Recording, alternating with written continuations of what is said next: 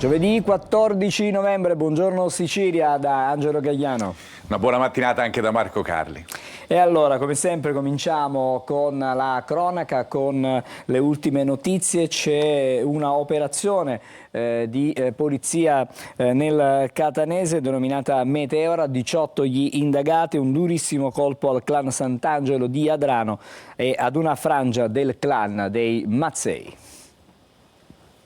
Un omicidio commesso nel 2016 ed un faro acceso sulla cosca Sant'Angelo di Adrano. Ruota attorno a questi due elementi l'indagine ribattezzata Meteora. La polizia di Catania sta eseguendo un'ordinanza di custodia cautelare nei confronti di 18 persone indagate a vario titolo e con differenti profili di responsabilità per omicidio aggravato dalle finalità mafiose, associazione mafiosa, porto e detenzione illecita di armi da sparo. L'inchiesta, secondo la direzione distrettuale antimafia, ha consentito di individuare gli esecutori materiali di un omicidio commesso nel 2016 e di risalire ad esponenti mafiosi chiamati a ricoprire ruoli di vertice del clan Sant'Angelo di Adrano e della frangia del clan Mazzei di Catania operante in quel territorio.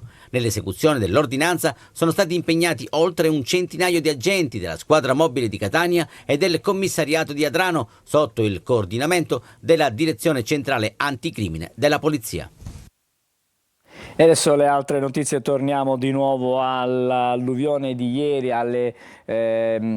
al disastro che si è verificato in alcune zone della costa ionica. In 12 ore sono cadute quasi la pioggia di un anno, una particolare situazione critica a Traggiarre ed a Ciriale, finite sott'acqua a causa di abbondanti precipitazioni che hanno allagato non solo le case ma anche negozi, garage, cantinati. Le auto sono state trascinate in mare dalla furia dell'acqua.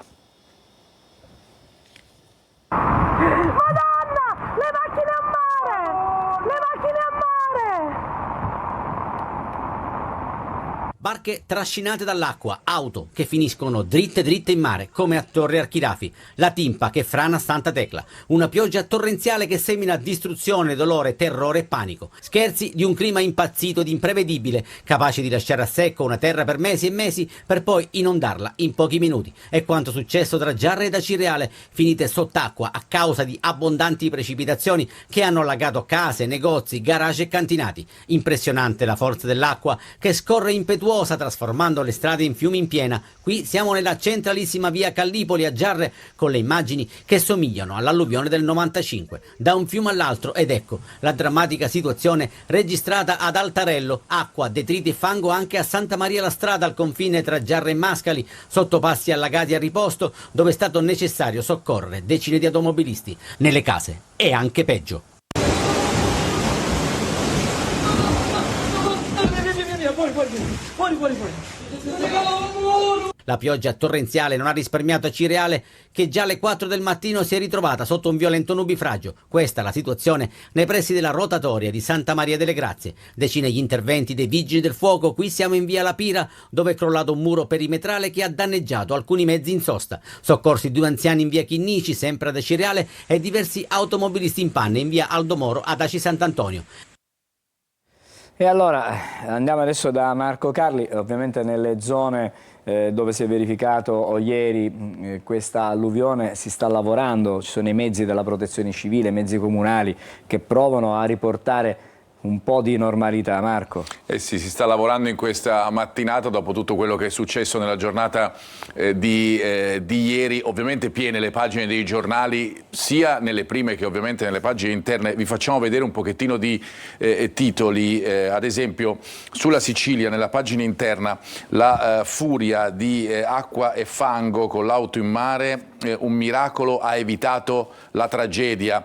Questo è il titolo delle pagine interne della Sicilia, in cui troviamo anche quello che abbiamo detto appunto anche all'interno del pezzo: in 12 ore le precipitazioni di un intero anno, 500 millimetri. Ieri poi il vertice con la macchina dei soccorsi che ha funzionato, né dispersi né feriti in prefettura. E poi guardate, vi facciamo vedere ancora sia nelle pagine della provincia della Sicilia, il disastro annunciato, perché poi si sa che quando si verificano queste cose si pensa sempre che cosa non è stato fatto per evitarlo. A Giarre Riposto criticità dove la cementificazione dei torrenti ha stravolto il territorio. Andiamo sulle pagine di Repubblica Palermo. La Sicilia orientale finisce sott'acqua e infatti è polemica sulla gestione del territorio. Ed infine anche sulle pagine del Corriere della Sera, pagine interne, a Giarre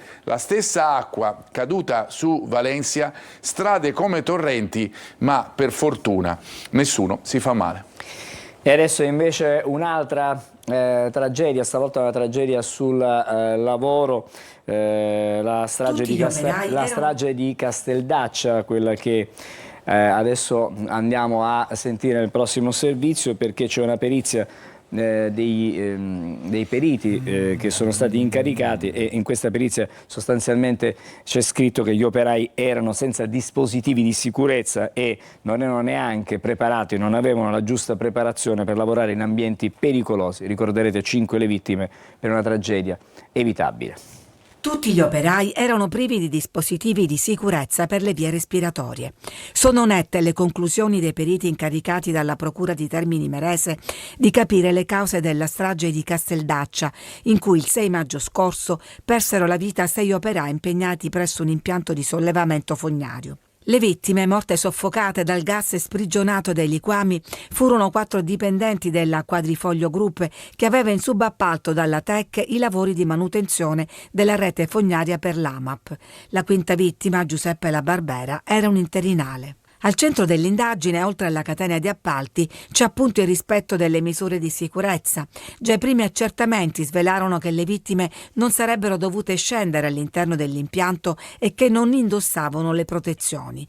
Fra gli operatori intervenuti, nessuno era in possesso di rilevatori multigas, scrivono ancora i consulenti. Le ditte non avevano attrezzature idonee e non avevano predisposto procedure specifiche per lavorare in ambienti pericolosi. Una negligenza fatale. Nel registro degli indagati per omicidio colposo plurimo e lesioni gravissime sono finiti Nicolò Di Salvo, titolare della Quadrifoglio, il direttore dei lavori del cantiere, il tecnico di AMAP Gaetano Rotolo e il dirigente della TEC Giovanni Anselmo. Adesso andiamo da Marco per quello che in qualche modo si conosceva, insomma il risultato adesso di questa perizia conferma quello che si era sempre detto. Conferma i dati che già c'erano e che ritroviamo anche nelle prime pagine, sulle prime pagine dei quotidiani. Andando sul Giornale di Sicilia è un richiamo in prima, ma è appunto in prima pagina, oltre a quello di cui abbiamo parlato, la situazione del maltempo, troviamo questo titolo proprio nella parte bassa della prima pagina, taglio basso, richiamo in prima la relazione sulla strage di Casteldaccia, ricostruita la morte dei 5 operai, il dossier ai PM e poi quello che abbiamo sentito anche nel pezzo di Lorena Dolci, pesanti carenze delle ditte e dell'AMAP, né mascherine né rilevatori di gas, le vittime cadute una dopo l'altra nella vasca.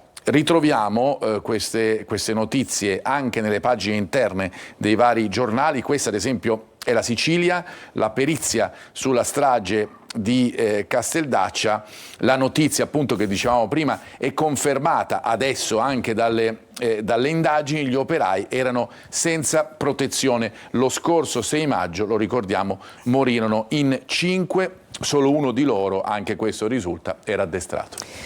E adesso andiamo a Caltanissetta. Ieri il processo per l'estradizione di 2 giovani siciliani che sono rinchiusi in carcere in Romania. Luca Camalleri, nisseno, detenuto insieme all'amico Filippo Mosca, sarà estradato in Italia. La sentenza è stata emessa nella serata di ieri dopo una lunga camera di consiglio della Corte d'Appello di Caltanissetta. Situazione diversa, almeno per il momento, per Filippo Mosca, che è stato condannato in Romania a 8 anni e 3 mesi, per il quale è stata emessa una una ordinanza di rinvio al prossimo 2 di dicembre. E adesso ancora una notizia, torniamo di nuovo alla morte dopo un intervento di rinoplastica di una giovanissima siciliana, una ragazza di Lentini, illegale, precisa, aveva scelto un professionista italiano, non era andata all'estero per un intervento low cost. Sentiamo il servizio.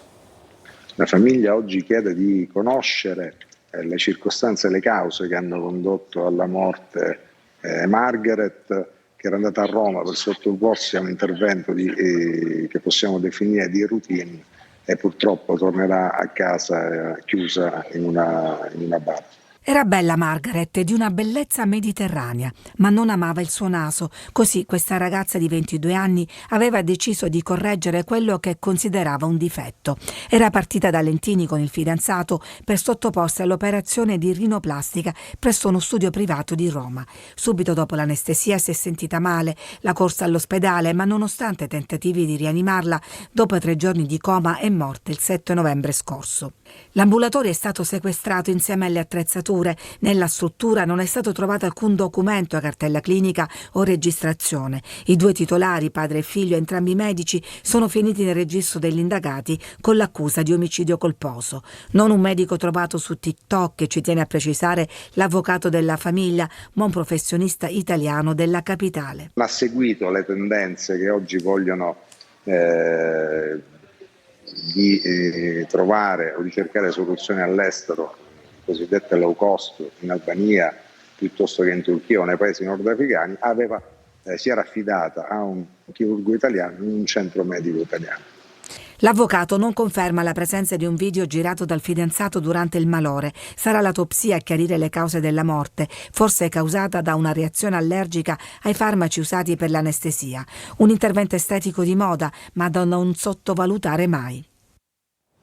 Marco, ripartiamo da qui con la rassegna stampa con le reazioni a quanto accaduto. Esattamente, anche perché come sentivamo nel servizio appunto ci sono anche dei pericoli che vengono riassunti un po' anche nelle mode del momento, anche se abbiamo sentito l'avvocato, la ragazza si è rivolta a dei chirurghi italiani, per cui chiaramente siamo in una situazione completamente diversa, però la morte di Margaret per un intervento al naso, c'è su Repubblica Palermo, ci sono le parole di un dirigente, del dirigente scolastico dell'Istituto Superiore Giorgia Vittorini di Lentini, che dice: non conta solo l'estetica, dice agli studenti, perché la ragazza appunto era di lì nel siracusano, tutti conoscevano Margaret, bella e dolce, Maggie come la chiamavano gli amici più cari. Cosa ha detto il dirigente?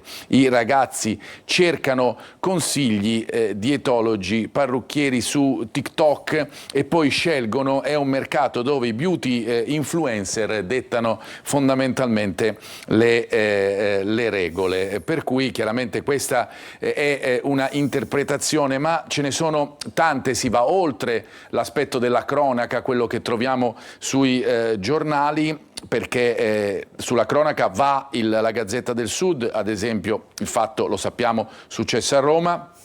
Sequestrato lo studio medico, 2 indagati, morta dopo l'intervento al naso, l'ipotesi è quella di omicidio colposo, l'anestesia e il malore poi si è spenta dopo 3 giorni di agonia.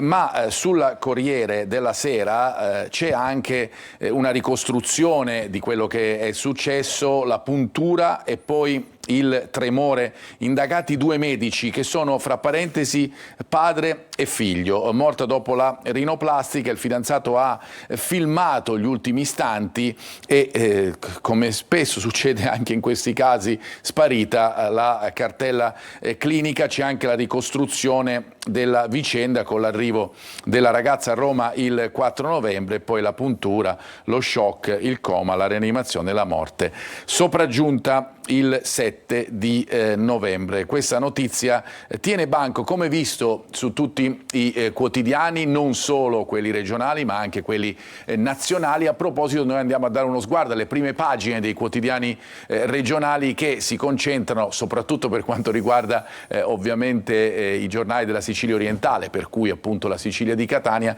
su quello che è successo a livello climatico. Il titolo è esemplificativo di quello che abbiamo sentito nei servizi. A mare siamo, un modo di dire nostro, prettamente nostro, che però rende bene il senso di quello che è successo ieri, vedendo anche quest'auto, come abbiamo visto nel servizio di Tonino De Mana, le auto che appunto vengono addirittura mandate dalla furia dell'acqua verso il mare. Alluvione nella fascia ionica, in 12 ore la pioggia di un anno, cementificazione ancora sotto accusa e poi solo un miracolo che ha evitato la tragedia. Ci sono riferimenti, li vedremo anche sulle pagine nazionali, la risposta di Mattarella a Musk sulla questione della magistratura, ma ne parleremo ovviamente nelle pagine nazionali quando daremo uno sguardo alla rassegna stampa nazionale e internazionale. Sul ponte invece arriva l'ok ambientale, ma con delle prescrizioni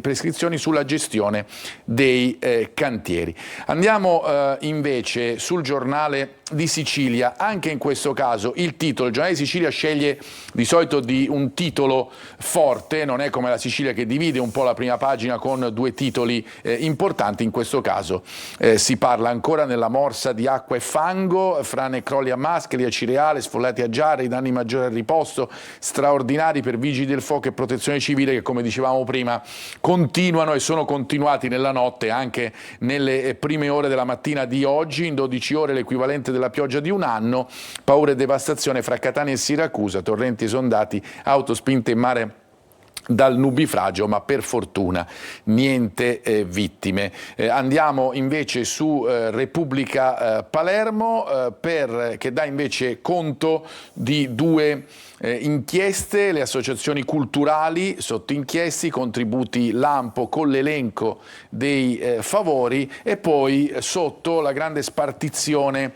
dei teatri di Palermo, la designazione dell'attore campano Santoro al biondo, voluta da Fratelli d'Italia, scatena la protesta degli artisti, ma sblocca la nomina di Betta al Massimo. Andiamo invece adesso sulla Gazzetta del Sud. In questo caso l'apertura è dedicata al ponte, chiaramente stiamo parlando di un giornale di Messina, del messinese, via libera con prescrizioni, ora si attende solo il voto del CIPES, poi l'avvio della fase esecutiva, valutazione di impatto ambientale, parere favorevole al progetto del collegamento stabile nello stretto. E poi anche qui con quella foto della macchina appunto finita in mare, il nubifragio e i torrenti esondati. Questo su Gazzetta del Sud. Vi facciamo vedere solo, prima di chiudere, la pagina interna sempre di Gazzetta del Sud dedicata al ponte. Abbiamo parlato delle prescrizioni, sono 60. Nella sede del MAE si è svolta la seduta plenaria della Commissione Tecnica per la valutazione di impatto ambientale. Ora si attende appunto solo il voto del CIPES e poi l'avvio della fase esecutiva. L'esultanza, fra virgolette, di Salvini, l'Italia guarda al futuro, dice il ministro, mentre Bonelli dall'altra parte parla di una situazione incredibile. La D del stretto, Ciucci, è un passo avanti decisivo. Vedremo, Angelo, se poi andrà veramente in porto la realizzazione di questa infrastruttura che si attende ormai da anni, da decenni. Grazie Marco. Torniamo da te fra non molto con la rassegna stampa nazionale ed internazionale. Noi a quest'ora ogni mattina ci colleghiamo con la polizia stradale del compartimento Sicilia orientale. Oggi ci colleghiamo con Siracusa, dove c'è il commissario capo, il dottore Francesco Giuffrida. Buongiorno, l'abbiamo già intravisto nella preview. Eccolo qui, buongiorno. Qual è la situazione oggi? Buongiorno a lei e a tutti i telespettatori. Al momento, per fortuna, sulle strade della Sicilia orientale non si registrano particolari criticità.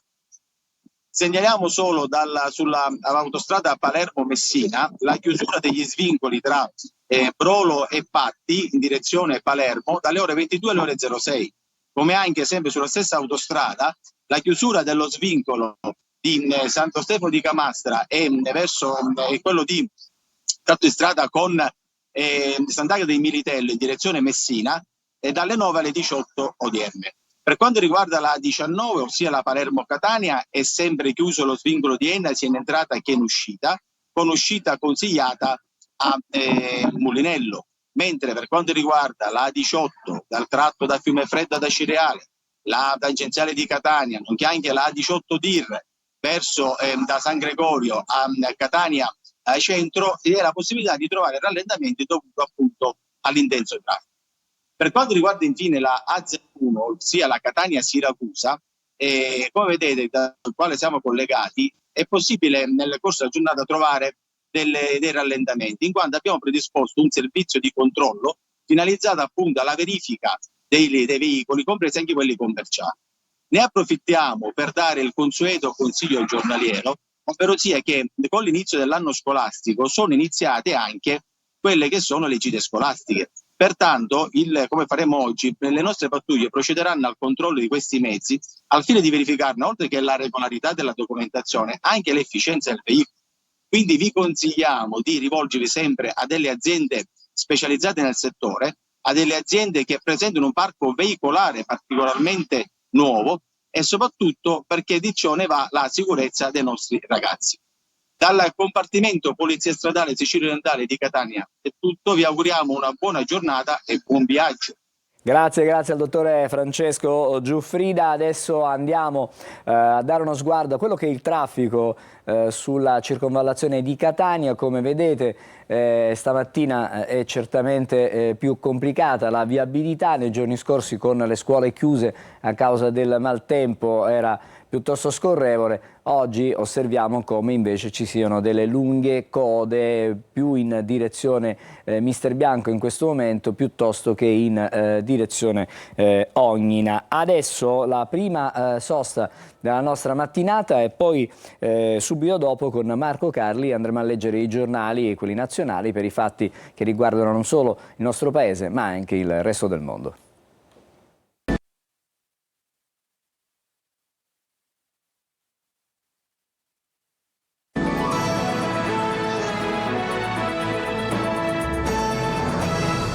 Eccoci, siamo di nuovo insieme. Buongiorno Sicilia, Marco Carli, adesso la rassegna stampa nazionale e internazionale.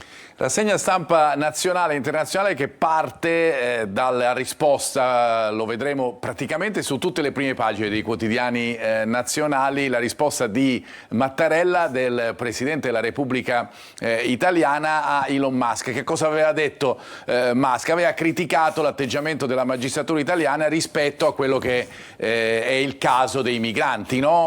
Portati in Albania. Gli ha risposto Mattarella ed è il titolo di quasi tutti i quotidiani nazionali. L'altro titolo che ritroviamo è invece l'incontro negli Stati Uniti fra Trump e Biden, il nuovo presidente, il 47esimo, con il presidente uscente. Si parla poi ovviamente anche di politica nazionale, ci sono anche degli spazi dedicati allo sport, perché ieri è stato il gran giorno di Claudio Ranieri, ritornato sulla panchina della Roma. Corriere della Sera, come vi dicevamo, Mattarella frena Musk, è questo il titolo del giornale di Milano. Nuove polemiche del miliardario per le sentenze sul caso Albania. L'Associazione Nazionale Magistrati dice l'esecutivo lascia che si intrometta, rispetti la sovranità dell'Italia, queste le parole di Mattarella relative alle parole di Musk, mentre Meloni chiama il capo di X che elogia invece il Colle. Intanto l'idea del governo, vi facciamo vedere, sui migranti decida l'appello, non il tribunale. Biden intanto il saluto a Trump, è un bentornato, vi dicevamo anche questo, ritroviamo sulle pagine dei giornali, in questo caso con la foto, con la stretta di mano, la transizione sarà pacifica, non c'era Melania. Andiamo invece adesso sulle pagine interne del Corriere della Sera, proprio per queste due notizie. Qua Mattarella l'Italia è un grande paese, questo ha detto il Presidente della Repubblica, democratico e, devo ribadire, con le parole adoperate in altra occasione, che sa badare a se stessa con rispetto della sua Costituzione. Chiunque, particolarmente se come annunziato in procinto di assumere un importante ruolo di governo in un paese amico e alleato, deve rispettarne, parla ovviamente dell'Italia, Mattarella, la sovranità e non può attribuirsi il compito di impartire prescrizioni. Ecco perché il titolo, Musk ci rispetti, poi però Meloni chiama il magnate, il presidente, che poi risponde come al solito sui social: l'Italia sa badare a se stessa, il miliardario frena, lo rispetto, era un'opinione, era una mia opinione, dice Musk. Insomma, anche attraverso i social arriva appunto il botta e risposta. Poi invece la situazione negli Stati Uniti con i repubblicani, quale incontro appunto fra Trump, accolto dal presidente degli Stati Uniti uscente, cioè Joe Biden, e poi i repubblicani che ottengono la maggioranza alla Camera, ora controllano il Congresso, e poi c'è anche ovviamente tutto ciò che succederà poi chiaramente nel Senato. Le prime pagine, torniamo alle prime pagine, perché su Repubblica ritroviamo un po' gli stessi temi: Mattarella con Musk che rispetti l'Italia, e poi la stretta di mano fra Biden e Trump. Grazie per la transizione tranquilla. Al Pentagono intanto va un ex volto TV di Fox, si vede anche questo negli Stati Uniti. Su tutti i quotidiani, come vi dicevamo, la situazione di Mattarella, la risposta di Mattarella è quella più cercata, ma c'è chi interpreta la notizia, c'è chi le dà un'idea diversa. Ad esempio il Manifesto, che fa vedere la foto di Giorgia Meloni con Musk, e il titolo è "Fratello grande contro i giudici italiani, Musk toglie le parole di bocca a Giorgia Meloni, a frenarlo deve pensare Mattarella nel silenzio imbarazzato dei patrioti", così li chiama il Manifesto, ma il miliardario ormai è un capo della destra mondiale e insiste nello scontro con il Quirinale, mentre Trump, lo sappiamo, questa è la notizia di qualche giorno fa, praticamente legata alle elezioni di Trump stesso, lo nomina super ministro. Ma chiaramente la questione fa discutere su tutti i giornali. Abbiamo visto il Manifesto, guardiamo Libero, guardate come la stessa notizia viene letta dalla diversa parte politica. Da una parte appunto il Manifesto, dall'altra parte Libero, che parla addirittura di sinistra domata. Meloni fa far pace a Mattarella e Musk, il presidente critica Mr. Tesla sugli attacchi ai giudici, l'Italia sa badare a se stessa, il premier lo chiama e Elon si scusa, Giorgia, e poi c'è l'accusa anche su Fitto, PD schierato contro il suo paese. Ma questa appunto una notazione particolare che troviamo su due quotidiani diversi che inquadrano la notizia, come abbiamo visto, in modo, non dico opposto perché poi la notizia è quella, ma la raccontano, almeno nelle prime pagine, almeno sui titoli delle prime, in modo particolare e complesso. Stesso titolo troviamo sul Messaggero, con la sferzata di Mattarella a Musk, il contatto con la Premier, la frenata da parte del magnate, poi spunta anche la norma a giragiudici. Ma perché abbiamo preso il Messaggero? Ve lo dicevamo in precedenza, perché oggi, che per di più è il giorno in cui torna in campo anche la nazionale italiana, è però anche il giorno di Claudio Ranieri, che dopo aver detto che non avrebbe più allenato squadre di club, insomma, quando chiama la Roma per un cuore romanista chiaramente non ci può essere alternativa. È arrivato in serata, oggi la firma fino al 2025, è un Ranieri ter, perché è la terza volta che Ranieri siede sulla panchina giallorossa, l'eterno ritorno appunto in giallorosso. Ieri una folla di tifosi entusiasti che ha acclamato l'allenatore, il nuovo allenatore della Roma, e una colonna insomma, delle panchine italiane come Ranieri all'aeroporto. È arrivato appunto nella serata di ieri dopo aver trovato l'accordo con i Friedkin. Angelo, a te. Allora, ci fermiamo adesso, ma per pochissimo, perché fra non molto ci sarà in studio con noi il primo degli ospiti di questa mattina. Torneremo a parlare della tragica scomparsa della giovanissima, della 22enne di Lentini, dopo un intervento di rinoplastica. Lo faremo in collegamento con il professore Rosario Perrotta, ci parlerà direttamente dall'ospedale Cannizzaro di Catania. Restate insieme a noi.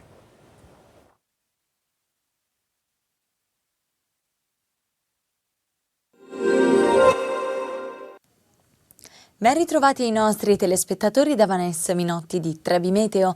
Un nuovo impulso freddo apporta dell'instabilità sul medio-basso versante adriatico per la giornata di giovedì, qualche rovescio anche su parte del sud e in Sardegna. In dettaglio in Sicilia il tempo tenderà a migliorare per la giornata di giovedì, non mancheranno ampi spazi soleggiati, solo qualche isolato locale piovasco sulla fascia tirrenica, specie sul Messinese. Clima comunque mite con valori tra i 20 e i 25 gradi. Per quanto riguarda poi la giornata di venerdì, nuovi rovesci torneranno ad interessare soprattutto i settori settentrionali e localmente anche quelli orientali, meglio invece altrove. Da segnalare la ventilazione che soffierà sostenuta con mare fino a Mossi. Contesto climatico che comunque sarà piacevole con valori localmente in calo, ma che comunque a tratti raggiungeranno i 19-20 gradi. Tutti i dettagli sull'app di Trebi Meteo.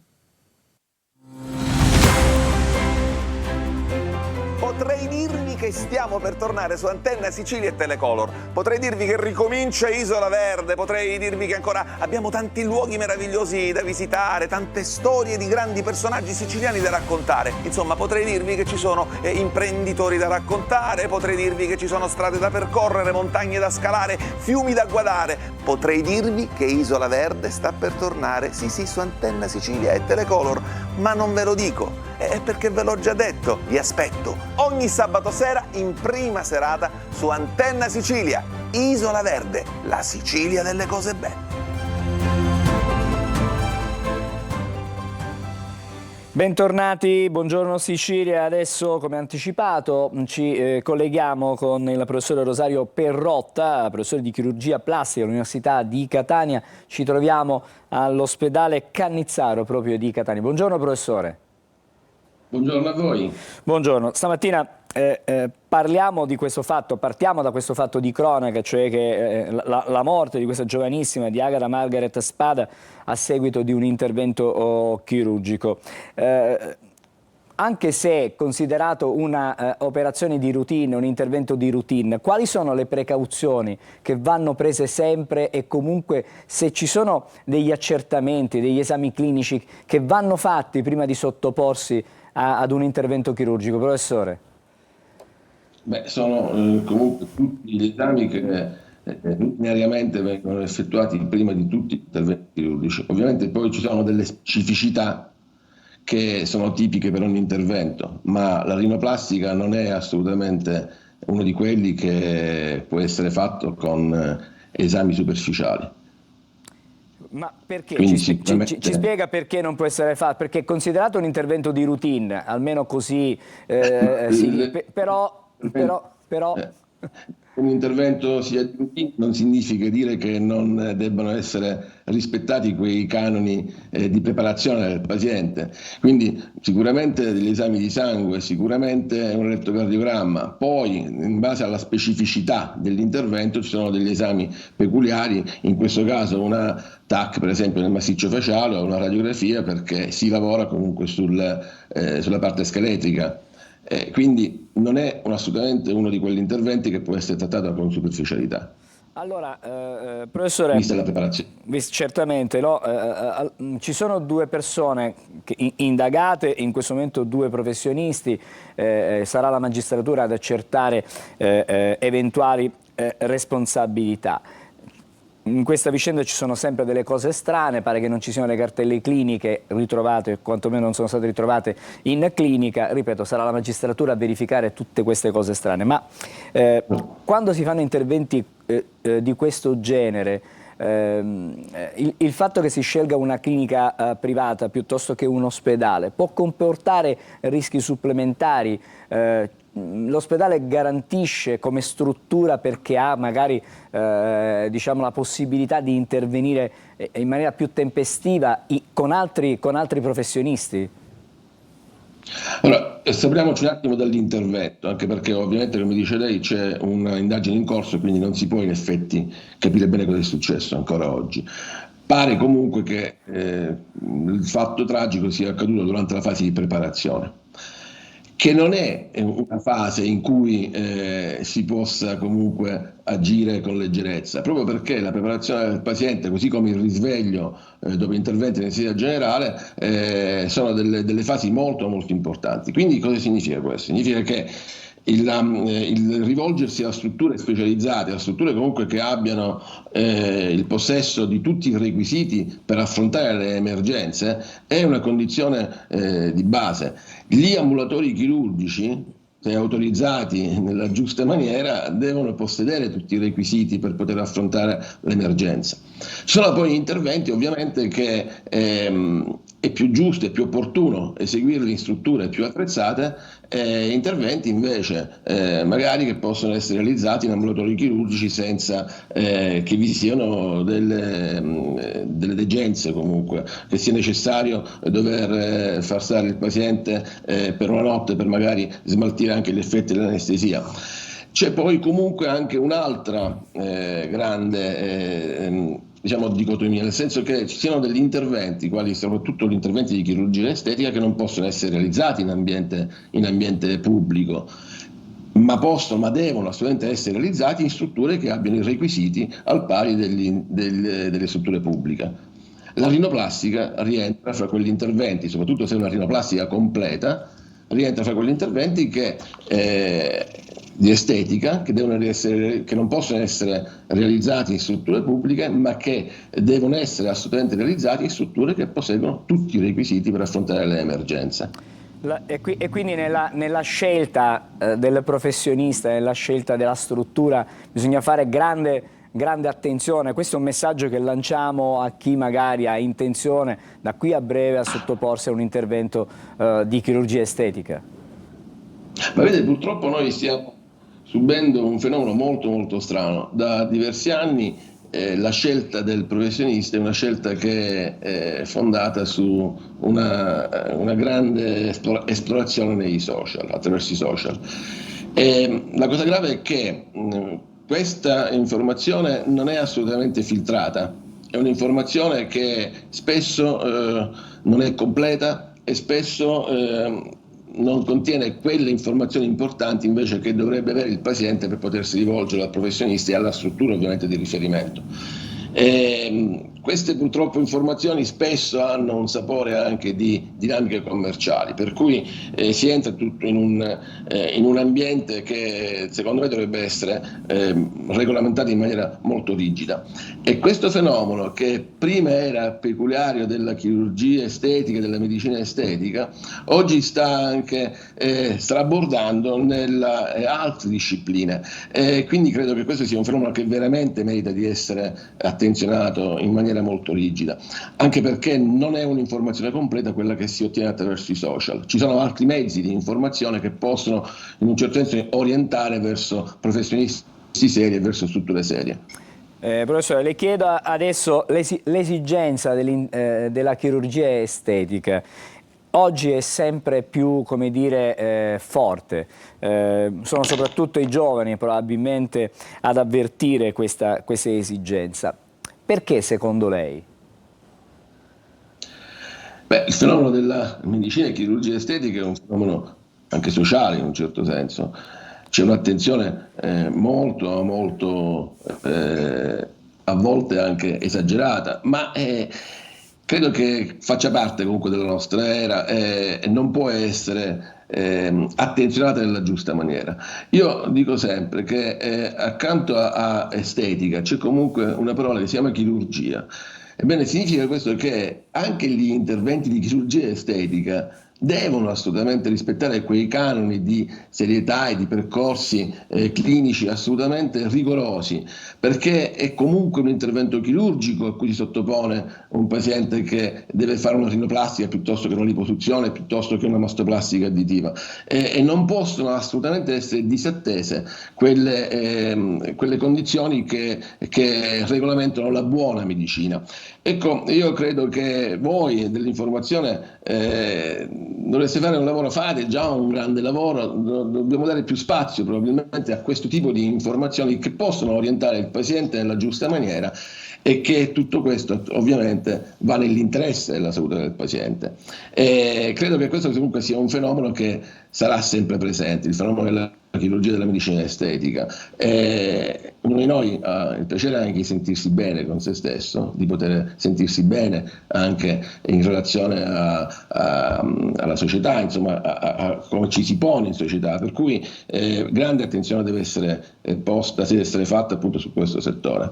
Ma non sempre però, con questo magari chiudiamo, l'intervento estetico diciamo è necessario da un punto di vista funzionale, no? Molte volte è perché proprio, come dice, funzionale, molte volte è perché si vuole stare bene con se stessi, c'è questa ricerca nell'estetica, ma quando si va ad intervenire esteticamente si cambia qualcosa?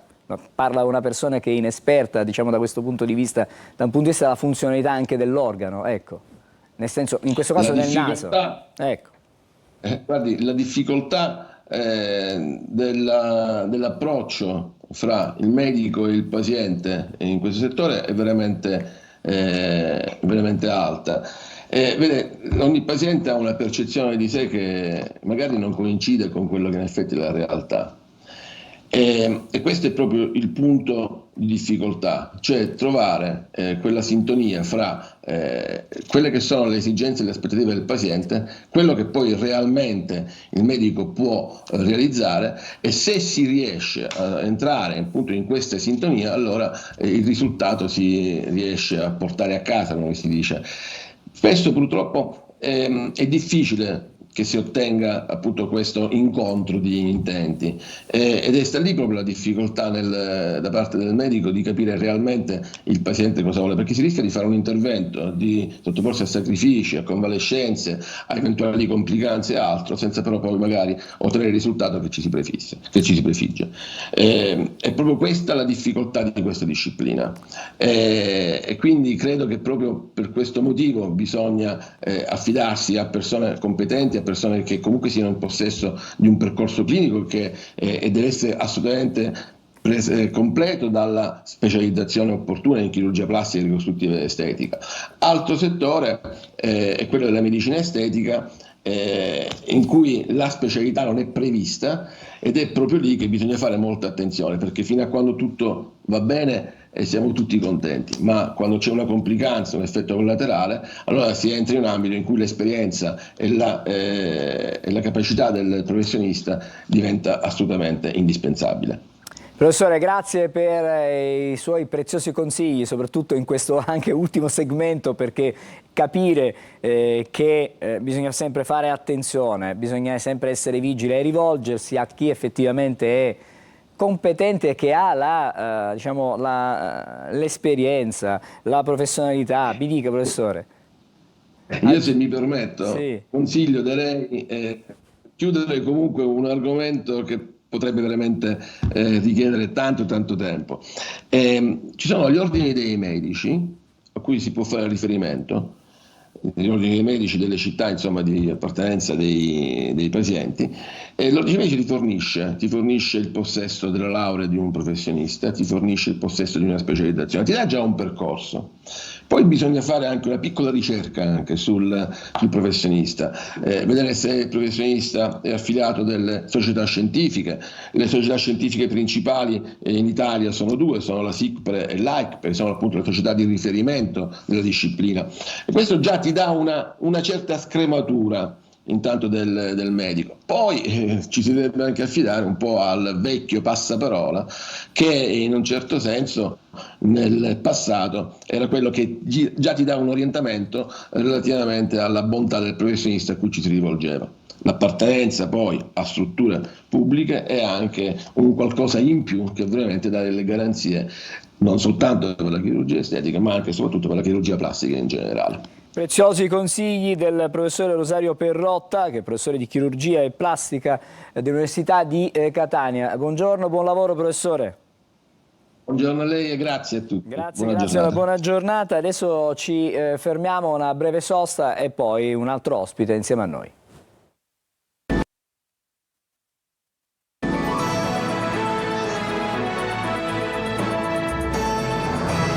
Bentornati a Buongiorno Sicilia, in studio Salvatore Cacciola, buongiorno. Buongiorno. Che è il presidente di Rete Fattorie Sociali Sicilia. Allora, intanto stamattina parliamo di AgriSchool Expo 2024, cerchiamo di capire cos'è AgriSchool. Sì, è un evento che abbiamo creato già da 10 anni a questa parte, siamo alla 5ª edizione.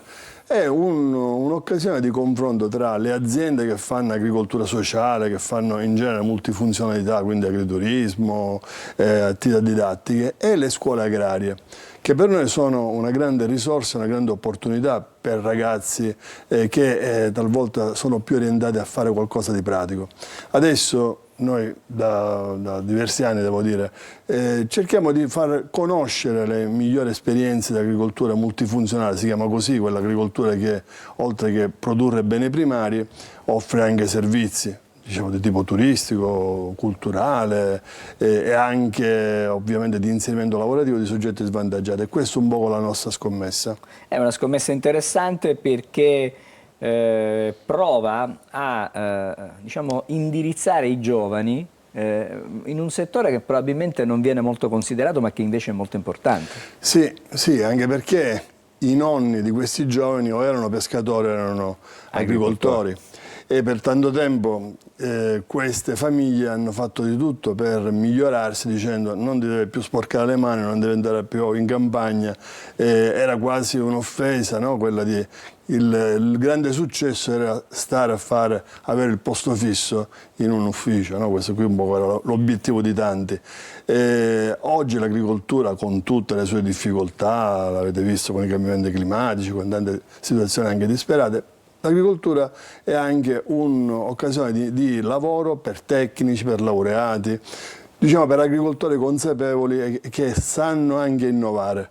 Noi vorremmo collegarci proprio con questo aspetto più nuovo e meno come dire, povero dell'agricoltura, che rimane un settore estremamente difficile, ma anche un settore, come vediamo spesso, che offre grandi opportunità. Diciamo che dalla terra la nostra Sicilia ricava tantissimo, certo, dà tantissimo anche, e allora fare rinnamorare, un termine, diciamo, sì, i nostri ragazzi proprio di questo sistema, che non è soltanto coltivare la terra, ma può essere, come diceva lei, un'attività turistica, certo, un agriturismo, può essere fornire servizi a queste strutture. Chiaro. È tutto una, sì, diciamo, una possibilità di poter creare un indotto anche attorno a questo mondo, sì, anche con dei professionisti, perché no?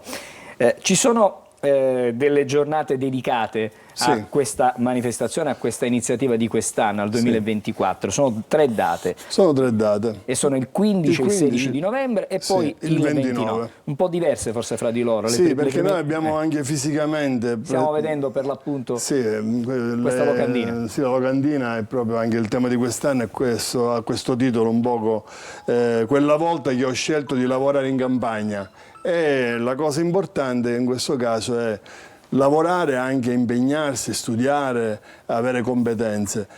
Dicevo i luoghi sono sempre 2, uno che ha a che fare con il luogo dell'agricoltura Noi le prime 2 giornate le facciamo in una fattoria sociale, in un bene confiscato alla mafia, proprio qui a Mister Bianco, fattoria sociale Orti del Mediterraneo.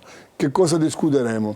Di temi che sono di confine, ma sono tutti dentro la categoria dell'agricoltura sociale. La mattina di domani di inserimenti lavorativi, perché questo è uno degli aspetti più importanti dell'agricoltura sociale. Poi pomeriggio del 15 e la mattina del 16 invece sulle innovazioni e sulle prospettive nuove appunto di produzione, di trasformazione dei prodotti agricoli. Approfondiremo attraverso anche una collaborazione con un gruppo operativo, si chiama Fisica, un gruppo operativo che si occupa di come riutilizzare la canapa per uso alimentare, quindi solamente per uso alimentare, olio e farine che vengono utilizzate per esempio nel campo della ristorazione, oppure anche l'olio come alimento nutraceutico. Quindi ci sono queste 2 giornate di approfondimento proprio per i ragazzi che studiano sia all'università ma anche negli studi agrari. E poi il 29 è una manifestazione più, come potremmo dire, tra l'orientamento e anche l'approfondimento di alcuni temi. Cosa facciamo? Facciamo conoscere materialmente con i prodotti, anche perché ci saranno degli stand, le aziende agrarie, perché la cosa interessante è che magari non tutti sanno che c'è una buona presenza in Sicilia di aziende agrarie. Noi abbiamo l'Istituto delle Die, che è stato un istituto addirittura istituito prima dell'Unità d'Italia dai Borboni. Un istituto che ha una specializzazione che riguarda proprio l'enogastronomia, in particolare di questo loro si sono sempre occupati. Allora c'è questa parte qui e c'è la parte delle aziende agricole che vengono anche con i loro prodotti, ci sarà una degustazione, c'è un aspetto importante che coinvolgerà anche un vostro collega, Ruggero Sardo, perché i ragazzi intervisteranno 3 titolari di aziende, perché l'azienda è una parola ormai troppo usata, anche talvolta un po' retorica, devo dire. Noi parliamo di aziende in carne e ossa, con tutte le difficoltà, ma anche con gli elementi di successo. 2 donne, Sandra Invidiata e Silvia Turco, e il presidente della cooperativa Valdibelle, che è una delle cooperative agricole più di successo in questo momento nel Io le nostro volevo chiedere, paese. ma ai ragazzi, davanti a tutta questa offerta, per quella che è stata l'esperienza diciamo, degli anni passati, vedremo quest'anno cosa succede, come rispondono a quello che è il vostro, diciamo, come dire, alla vostra offerta? I ragazzi rispondono con interesse, con curiosità. Sono i ragazzi che intervisteranno gli imprenditori, faranno prima un'indagine e poi parleranno loro. Ruggero farà un lavoro di coordinamento con le sue competenze, c'è una curiosità, c'è una voglia. Questa voglia, questo desiderio deve trasformarsi in cose molto concrete, con i piedi per terra, appunto, tipici degli agricoltori, ma anche con una capacità di vedere un futuro, perché sennò facciamo operazioni che sono belle a dirsi in una trasmissione, ma poco utili poi per le persone. Noi abbiamo bisogno che queste aziende creino reddito, che facciano stare bene questi ragazzi, che non li facciano andare in altri posti. Noi formiamo persone che poi vanno a finire a lavorare in Germania o nel nord Italia. Noi abbiamo bisogno che ci sia, che questi restino e restino vivendo bene qui. Le volevo chiedere, prima di salutarci, lei è presidente di Rete Fattorie Sociali Sicilia. Sì. Mi dice... Sì, è stato prima un coordinamento prima del 2011, poi abbiamo creato un'associazione di promozione sociale, aderiscono 120 soci, siamo presenti in tutta la Sicilia e adesso siamo anche promotori di un'associazione nazionale che ha un nome emblematico, BioAS, che sta per Associazione Nazionale Bioagricoltura Sociale.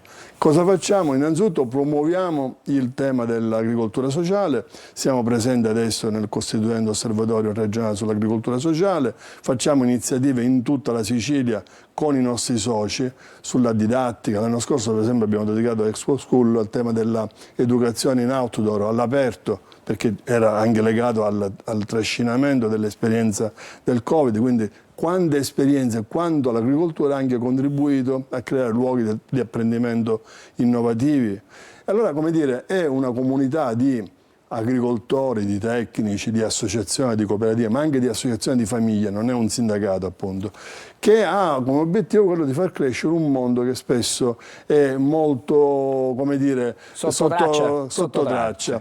Noi non vogliamo essere sempre ultra visibili, ma queste pratiche possono diventare anche occasione di apprendimento e anche di scelta di altri. Per questo motivo un poco veniamo qui e vi ringraziamo. Grazie a lei, grazie a Salvatore Cacciola che è presidente di Rete Fattorie Sociali Sicilia, AgriSchool Expo 2024, 15, cioè domani e dopodomani 15 e 16 e poi il 29 di novembre. Grazie, una buona giornata. Grazie a voi. Torniamo fra poco, parleremo di spettacolo.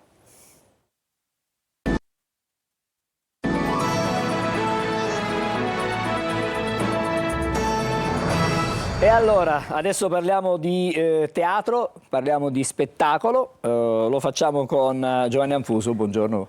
Buongiorno Giovanni. Buongiorno a tutti i telespettatori. Regista di... Regista fondamentalmente di teatro di prosa e di lirica, si chiama Spettacolo dal vivo. Spettacolo dal vivo, così abbiamo dato la definizione. Adesso stamattina parliamo di un'opera particolare che viene messa in scena al Teatro Brancati di Catania a partire da oggi. Da ieri, abbiamo debuttato ieri 14, sera. Scusami, abbiamo debuttato 13, ieri sera, sì. Sono un po' fuori fase io. No, vabbè. A partire da ieri e fino al 17, quindi fino a domenica? E fino a domenica, sì. Dico bene. Ci sono due spettacoli al giorno. Pomeridiana e serale. Pomeridiana e serale. Benissimo. Allora, che cosa mettete in scena stavolta? Mettete in scena, mi dicevi prima di andare in onda, una delle ultime opere. Una delle ultime opere di Molière. Che si intitola Le donne intellettuali, che però può essere tradotto in diversi modi. In realtà il titolo francese è Les Femmes Savantes, sarebbe Le donne saccenti. In italiano dalla fine del 1800 questo titolo è stato tradotto come Le intellettuali e che contiene in sé un qualcosa di antipatico, di pedante. E allora ci sono degli accorgimenti, le donne sapienti, le donne saccenti, ma anche saccenti voglio dire.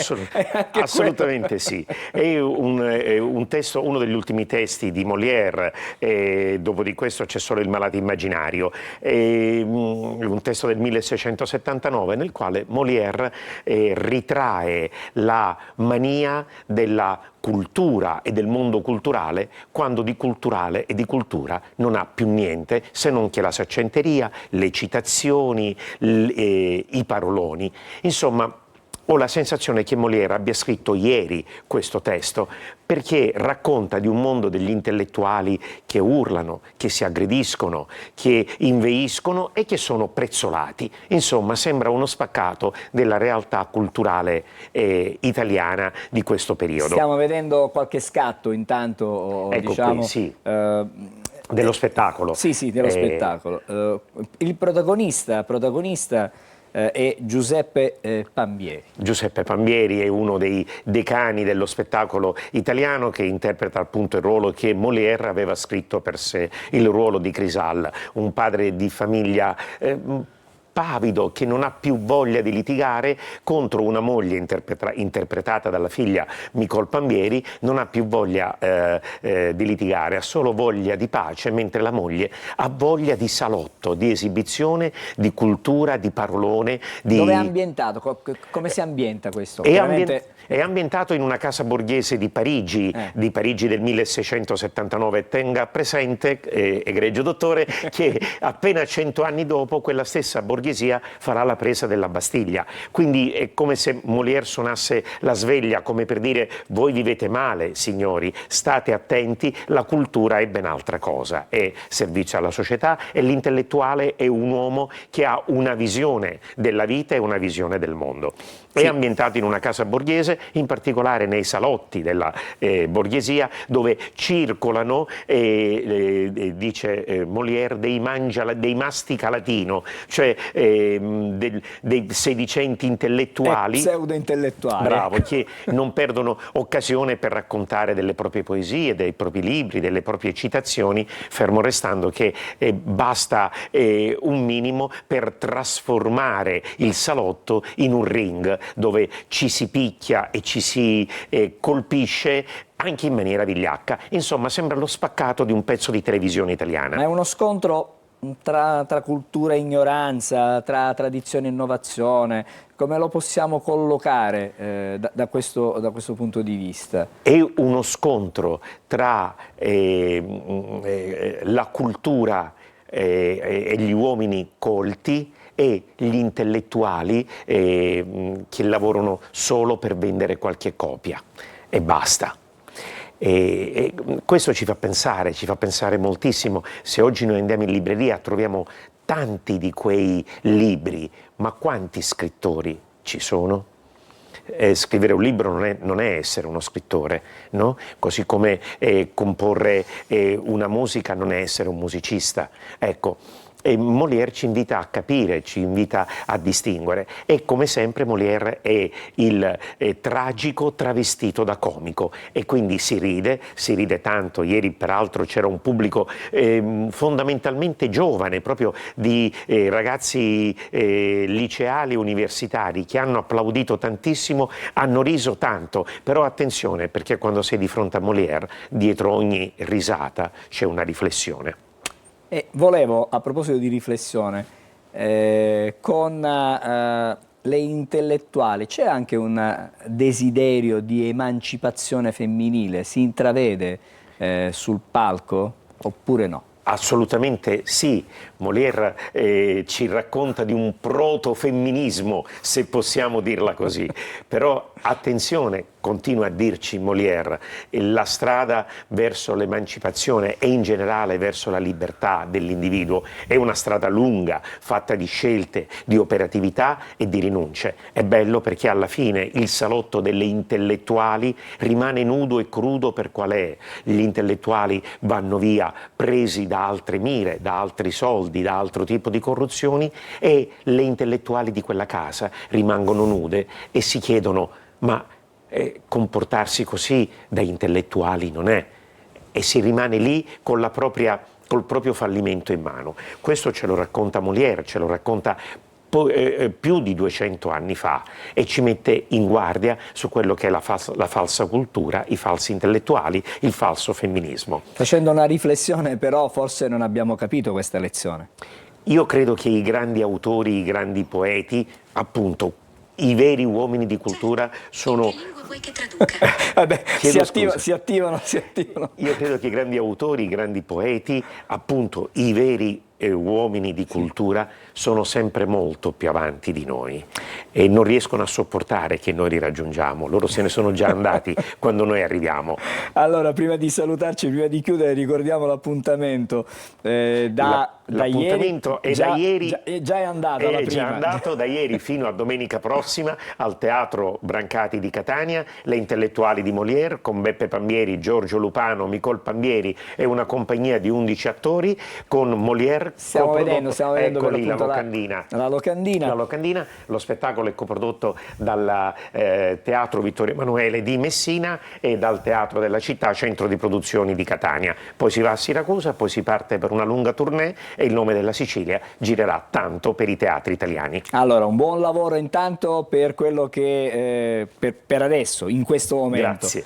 Prima di salutarci, dopo questo cosa c'è in cantiere? E dopo questo cominciamo col Teatro Stabile di Catania, con A torto a ragione, una coproduzione fra lo Stabile di Catania, lo Stabile di Roma e il Teatro Vittorio Emanuele di Messina, ma debutteremo a gennaio. Ma le prove cominciano tra poco, perché le prove sono lunghe e faticose. Quindi insomma non c'è un momento per rilassarsi. C'è sempre tanta carne al fuoco e consentimi di dire, come diciamo noi teatranti, a tutti noi: merda, merda, merda. Oh, benissimo, grazie, una buona giornata a Giovanni Anfuso, grazie, in bocca al lupo. Buon Comunque lavoro. adesso dobbiamo fermarci ancora e parleremo di attualità. Fra non molto torneremo a quello che è accaduto ieri con la terribile ondata di maltempo, con il nubifragio e le alluvioni che hanno caratterizzato, che hanno, diciamo, devastato buona parte della zona ionica della provincia di Catania. Tutto questo fra pochissimo. Il 14 novembre di ogni anno si celebra la giornata mondiale del diabete. Questa celebrazione rappresenta un'occasione per riportare l'attenzione sull'identificazione della malattia, stimolando i governi a investire maggiormente nella cura, nella prevenzione e nella diagnosi precoce.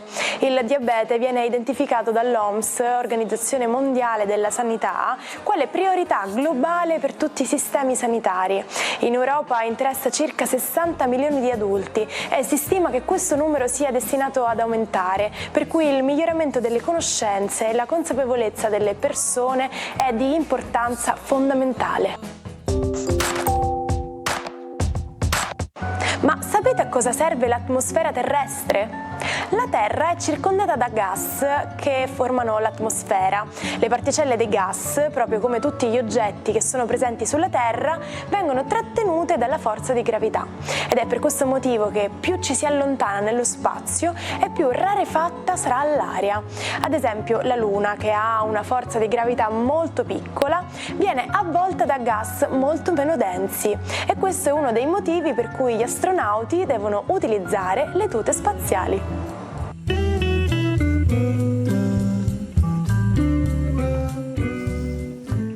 E allora, buongiorno Sicilia, torniamo di nuovo insieme per un altro collegamento, stavolta con Agatino Carollo, che è il comandante regionale dei Vigili del Fuoco. Buongiorno e ben trovato a Buongiorno Sicilia.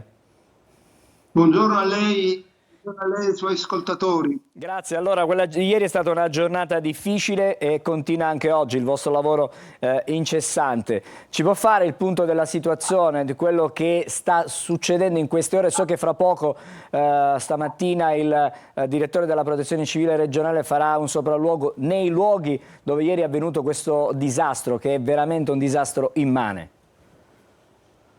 Ha detto bene, una giornata difficile ieri, ancora difficile oggi, per il semplice fatto che si stanno gestendo gli innumerevoli interventi finalizzati a prosciugare importanti locali. Mi riferisco alle grandi autorimesse, ai grandi centri commerciali, ai luoghi di riunione. Quindi è disposto sul campo un dispositivo di soccorso finalizzato ad attivare questa attività specifica di prosciugamento con gruppi di pompe di media capacità di pompaggio. Significa che al minuto si aspireranno migliaia e migliaia di litri e quindi per fortuna il tempo ci aiuta, non piove più, come si suol dire il tempo volge al bello, e quindi questo sotto il profilo psicologico rasserena i soccorritori e quindi li mette nelle condizioni di poter lavorare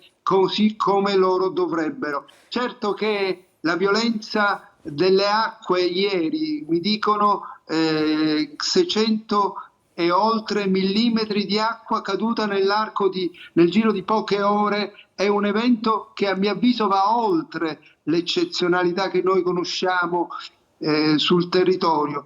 Quindi è stato un'intensa attività di soccorso attraverso anche con mezzi speciali quali l'anfibio, che ha tratto in salvo una famiglia con 4 persone, di cui 2 di queste erano diversamente abili, e oltre le 20 persone tratte in salvo che si trovavano nelle macchine ed in preda al panico poiché il livello dell'acqua cresceva e costoro si trovavano negli abitacoli chiusi a non poter uscire. Quindi immaginate... Comandante, la interrompo un attimo solo per chiederle, ma secondo lei c'è una sorta di similitudine, non dico parallelismo su quanto accaduto a Valencia, io dico nella quantità di acqua che si è riversata a terra, la pioggia che è caduta in così poco tempo?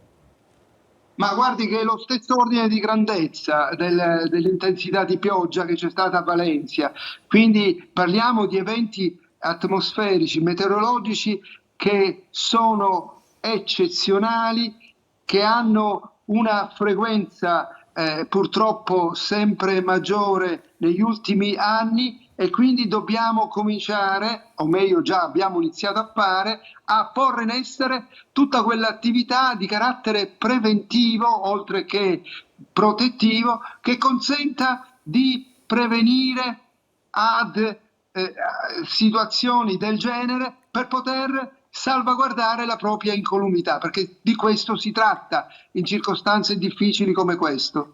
Comandante, le chiedo anche, è stato necessario avere a disposizione più uomini di quelli che sono presenti sul territorio? C'è stato l'intervento? Sicuramente, questa è un'osservazione pertinente al caso specifico. È stato potenziato il dispositivo di soccorso ordinario del comando provinciale di Catania, ma anche di Siracusa, perché anche a Siracusa ci sono state precipitazioni dello stesso ordine di grandezza, magari confinate in intervalli di tempo più ristretto. Quindi è stato potenziato il dispositivo di soccorso, facendo convergere su Catania Giarre di Posto, Acireale, Fiumefreddo, facendo convergere squadre dei comandi provinciali, dei 9 comandi provinciali della Sicilia, e al momento vi è un dispiegamento di forze di circa 150 uomini con 2 nuclei sommozzatori di Reggio Calabria e di Catania insieme ad altro personale specialistico che sta operando. Ci sono 96 interventi in coda da gestire ed è una situazione che, torno a ripetere, volendo essere ottimista e vedendo il bicchiere mezzo pieno, volge al bello il tempo, e quindi io credo che nel giro di qualche giorno potrebbe ritornare la tanta auspicata normalità in quei martoriati territori. Comandante, non le rubo altro tempo, so che lei è impegnatissimo anche a coordinare tutto quello che si sta facendo sul territorio. Intanto la ringrazio per questo suo intervento a Buongiorno Sicilia, le auguro buon lavoro, e c'è tanto lavoro, come diceva lei, ancora da fare. Saranno giornate faticose le prossime, non solo quella di oggi. Sicuramente si prevede almeno una settimana di questo tenore di lavoro, di questo ritmo di lavoro. E il ritmo mi può dire quante ore, cioè senza sosta praticamente? Beh, ma guardi che noi lavoriamo H24, è chiaro che il personale è soggetto a stress di fatica e quindi ha bisogno anche periodicamente un periodo di riposo, pronto a reintegrare l'altro personale che ritorna dal campo di battaglia, così in senso metaforico si suol dire. Quindi abbiamo del personale che sta operando, del personale che ciclicamente recupera le energie psicofisiche, e quindi H24 giorno e notte il nostro lavoro non conosce sosta. Grazie, buon lavoro al comandante Agatino Carollo, che è comandante dei Vigili del Fuoco, comandante regionale dei Vigili del Fuoco. Buon lavoro ancora per quello che fate ogni giorno, ogni ora per tutti noi. Una buona giornata. Noi siamo onorati. Grazie a lei. Adesso apriamo un altro collegamento, come sempre a quest'ora. Certo, passiamo da un fatto drammatico come quello accaduto ieri a qualche cosa di più, decisamente più leggero, che è quello delle stelle, scrutare le stelle. Lo facciamo con Marco Amato. Un po' di leggerezza evidentemente serve in questo momento della giornata. Una tazzina di caffè, buongiorno, tazzina di caffè importante. Buongiorno Angelo, buongiorno Sicilia. Buongiorno, floreale all'interno vedo anche. Ci dici cos'è? È un po' romantica ed è una bavarese, ma oggi la volevo proprio mettere in campo proprio perché mi ricordava la rifioritura di qualcosa, che è un augurio che estendo un po' a tutti i fatti che riguardano la Sicilia oggi. Allora, di cosa vi narro oggi? Di una semantica che mi è molto piaciuta, applicata questa volta dopo la musica. Il mio argomento preferito è il cinema, ovviamente, e quindi vi narro di Il Gladiatori 2. Ebbene sì, a 25 anni di distanza, quindi a un quarto di secolo dopo, Ridley Scott, che ha trionfato con Russell Crowe in questo stupendo film che ha fatto la storia del cinema, incassando 457 milioni di dollari di incasso al botteghino, che ha ricevuto ben 5 premi Oscar, ottimo, stupendo. Ridley Scott è un sagittario ottimista e chiaramente ha scelto per il suo gladiatore il combattente per antonomasia nello zodiaco, Ariete Russell Crowe, assolutamente in tono con quello che è il suo personaggio. Il carattere dell'Ariete è assolutamente quello del gladiatore. Cosa accade 25 anni dopo? Si torna a Roma e si fa Il Gladiatore 2, ma questa volta i tempi sono cambiati, perché Massimo Meridio ha già dato la sua vita nell'arena, quindi i fatti che verranno dopo saranno interpretati da un Russell Crowe e da un Paul Mescal, rispettivamente nelle parti rispettivamente nelle parti del primo imperatore equestre della storia romana. Quindi Russell Crowe, che era un ariete, si trova sostituito da un capricorno e da un acquario, ovvero i figli di Saturno. Dicevano i latini e i greci che se volete vincere la battaglia è l'ariete che serve, ma se volete vincere la guerra è il capricorno che serve, lo strategos. Ebbene, la strategia infatti si incentra in questa parte nei diritti che vengono dopo la rivoluzione che aveva portato Meridio. Ebbene, tutta questa semantica l'ho trovata perfettamente applicata nei personaggi e nelle trame. Oggi una splendida luna in Toro, tra l'altro, ci ricorda che tutto può essere migliorato e ammorbidito, quindi viva i segni di terra. Per tutti gli altri, beh, è una luna così morbida che oggi, grosso modo, sarà una buona giornata e tale la auguro a tutti.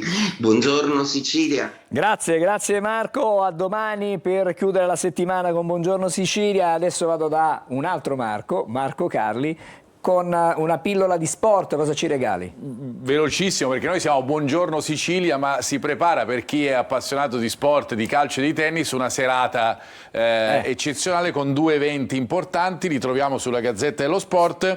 Voglia d'Italia, questo è il titolo, con la partita della nazionale di calcio alle 20:45.